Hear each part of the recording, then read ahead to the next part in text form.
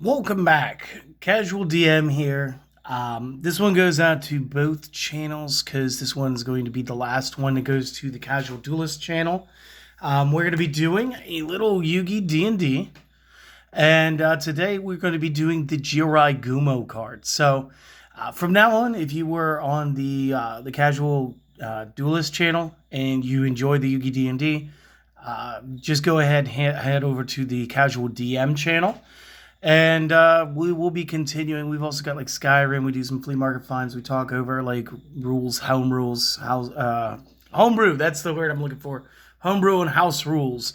And we do everything D&D related over there. Now, if you are watching this on Casual DM, sorry, got to do the cross promotion. Got to do the one last video that goes to both channels before it's all located here. So again, Jirai Gumo.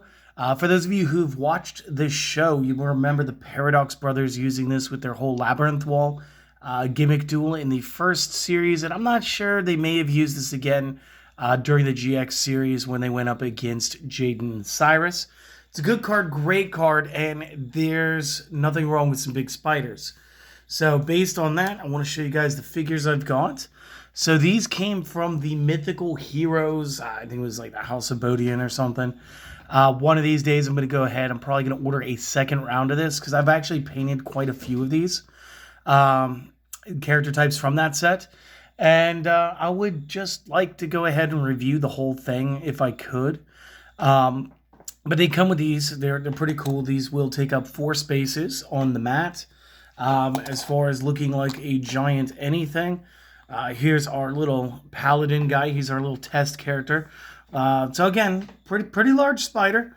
And again, when you buy the set that I have, they come in, I want to say it was 3 different colored bases, which allows you to tell them apart, not just outside of like, regular coloring, but it also like you could tell apart by the bases, if you have multiple spiders in play at the same time.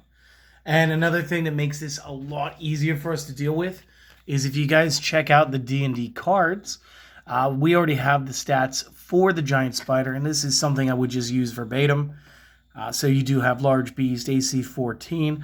Again, if you're going to make it a little earlier game, just use like one of these against your party. Later on, once they're like 2nd, 3rd level, go ahead and use them in pairs or triples. HP, anything, 26 is a good starter. Or you can roll it up with 4d10s plus 4. Speed is going to be unhindered when climbing, as opposed to being on the ground, which is fine. We're going to show you just the modifiers. Everybody who knows how to do the modifier math knows the wisdom's either 10 or 11. The charisma is probably like, what is that? It's going to be like a 6 or something. And vice versa. All we need is really the mods. We do have stealth because, again, it's a spider. They don't make a whole lot of noise unlike this cricket down here.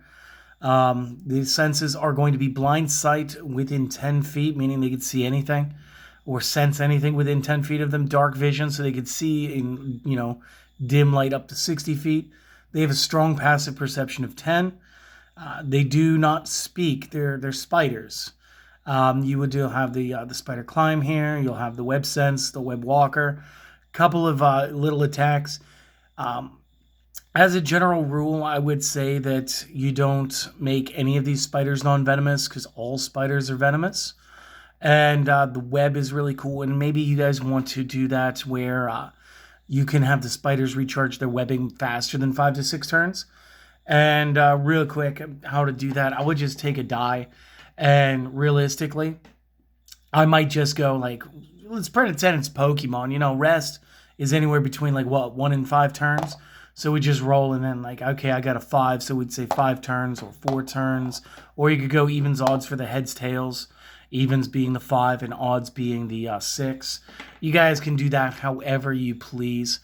Again, they're challenge rating 1. Got a cool card here. Got a bunch of these little figures.